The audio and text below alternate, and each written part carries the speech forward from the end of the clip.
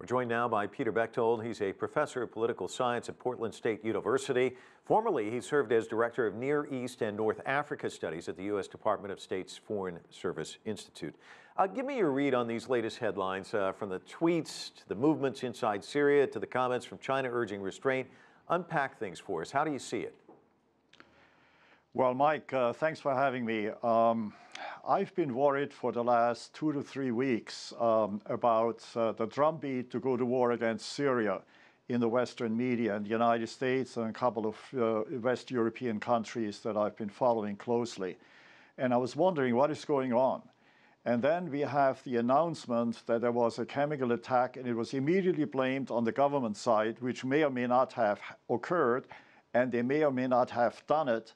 But there is no debate that I'm aware of, except among folks from the intelligence community, whether it makes any sense that the government, which was winning, would be losing its credibility with so many others by being behind that attack.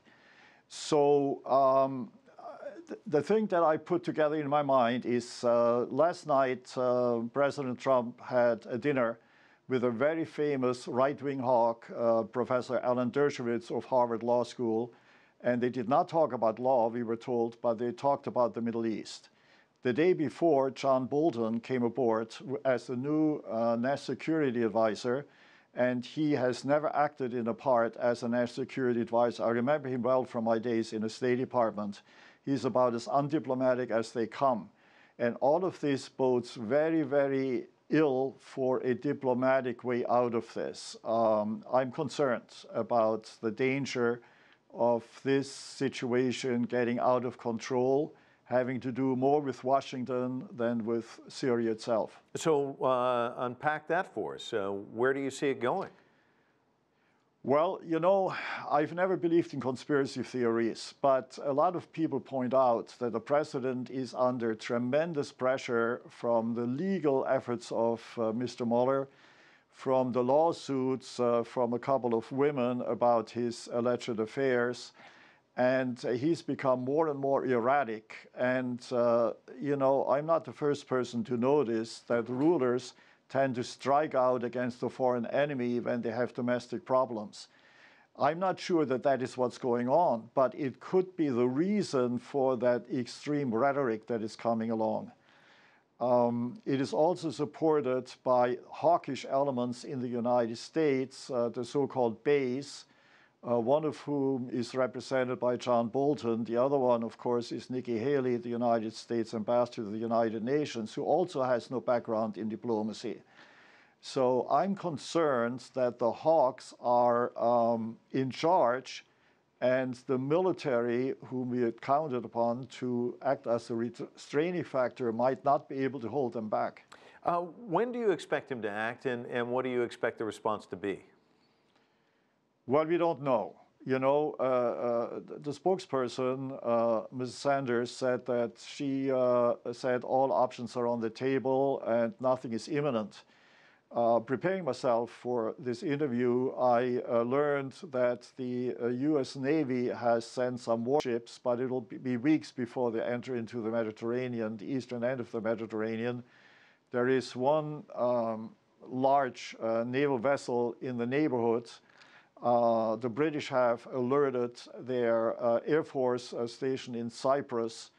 So, you know, it is possible that we can see a confrontation. A worst-case scenario would be World War I getting started over a very minor dispute in Sarajevo and with terrible consequences. Let me ask you briefly, if you can, what needs to happen? We've seen so much misery in Syria. What should the international response be? Well, the international response should be to have a very comprehensive meeting of all the parties, which so far the West has not agreed to. They have not agreed to have all of the parties in Syria participate in a major discussion about both the problems and the future solutions.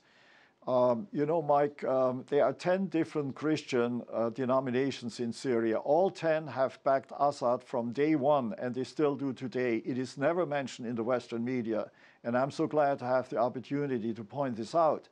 Other religious minorities also support the government. It is only the Sunni Muslims. And the information that I have, which of course I cannot substantiate or prove, is that it was Jaish al-Islam, a Sunni extreme radical element fighting in Syria alongside other extreme groups, who may be responsible for chemicals being used in Douma. So we have to be very careful. I would advocate, let's wait until the Commission for the Control of Chemical Weapons sends their investigators there, see what actually happened, and then take it from there. All right, well, Peter, and make sure that the allies are with us. You notice that France agrees, but Germany does not. And Angela Merkel is somebody who's very close to the Western powers, but she has not come out in favor of war. Peter, we're going to have to leave it there. Thanks so much for your insights.